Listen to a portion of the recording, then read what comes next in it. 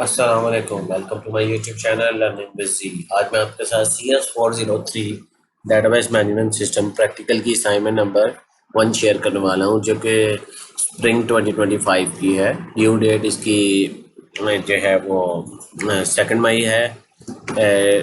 आइए हम देख लेते हैं कि ये असाइनमेंट क्या है। सबसे पहले आपने दो चीज़ों का देख लेना है कि इसमें आपने डायग्राम बनानी है, डाटा फ्लो डायग्राम और ERD। पहली चीज़ ये देखनी है कि इसके लिए ड्राइंग टूल आप कौन सा यूज़ करेंगे। ड्राइंग टूल यानी जिसमें आपने डायग्राम बनानी है। पेंट इसके लिए सूटेबल नहीं है। सबसे ज़्यादा सूटेबल जो है वो MSVU है, वो मैं आपको दिखा दूंगा। मैंने इसकी डिटेल वीडियो ERD और DFD की बनाई हुई है, उसमें बताया भी हुआ है। वो आप मेरे चैनल पर जाके देख सकते हैं, मैं लिंक उसका डिस्क्रिप्शन में भी डाल दूँगा। ठीक है, इसके अंदर क्वेश्चन आपको दिया हुआ है एक फूड ऑनलाइन फूड आप ऑर्डर करते हैं ना, उसका एक सिस्टम है।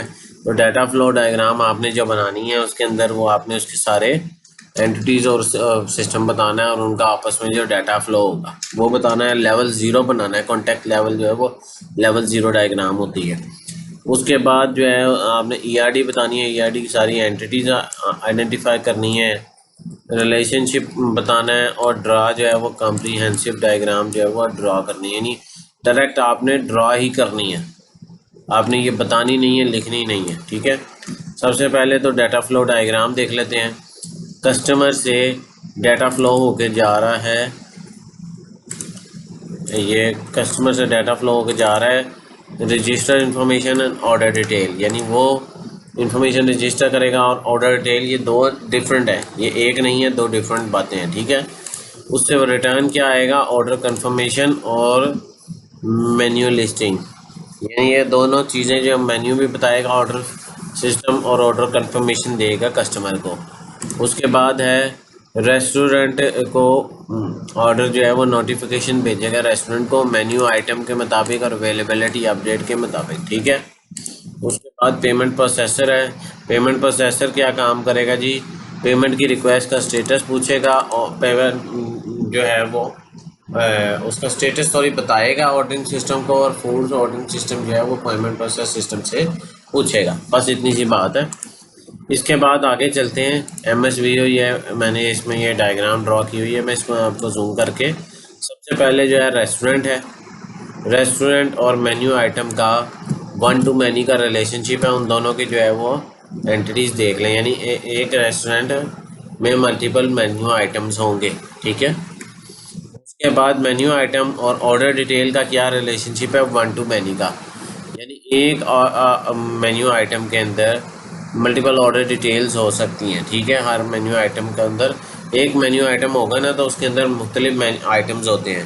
दूसरा मेन्यू आइटम होगा, तो यहाँ पर एक ही मेन्यू आइटम के अंदर मल्टीपल ऑर्डर डिटेल होती हैं। यानी आपने देखा होगा रेस्टोरेंट के जिस तरह होते हैं, एक ही में सारी डिटेल लिखी होती है।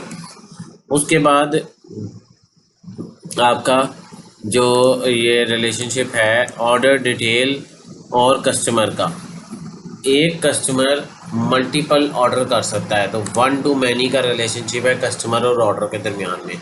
ऑर्डर और ऑर्डर डिटेल के दरमियान में, यानी एक ऑर्डर की मल्टीपल डिटेल भी हो सकती हैं, या फिर मल्टीपल ऑर्डर्स की ये मैनी टू मैनी रिलेशनशिप भी हो सकता है। यहाँ पर एक पॉसिबिलिटी है इसकी। ठीक है, उसके बाद ऑर्डर और पेमेंट की 1 to 1 की रिलेशनशिप है कि एक ऑर्डर की एक ही पेमेंट होगी ना, मल्टीपल पेमेंट्स तो नहीं ना होंगी कि एक आपने कोई चीज़ ऑर्डर की थी तो उसकी एक ही पेमेंट मेथड, पेमेंट स्टेटस और सारा कुछ कैलकुलेट होके एक ही पेमेंट। तो ये आपकी ERD कंप्लीट हो जाती है यहाँ पर, और आपकी असाइनमेंट जो है वो मुकम्मल हो चुकी है। जो स्टूडेंट इसको देख के बना सकते हैं वो इजीली देख के, मैं हर चीज़ दिखाता हूँ अपनी असाइनमेंट के अंदर, जो इजीली स्टूडेंट देख के बना सकते हैं, थोड़ी सी एफर्ट करते हैं, वो देख के जो है वो बना लें। जिनको डिफ़िकल्टी पेश आती है फिर वो पेड सोल्यूशन मेरे से व्हाट्सएप पर रब्ता करके हासिल कर सकते हैं।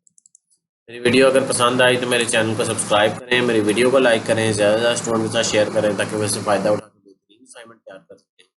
मिलते हैं अगले वीडियो में, तब तक के लिए अल्लाह हाफिज़, अस्सलाम।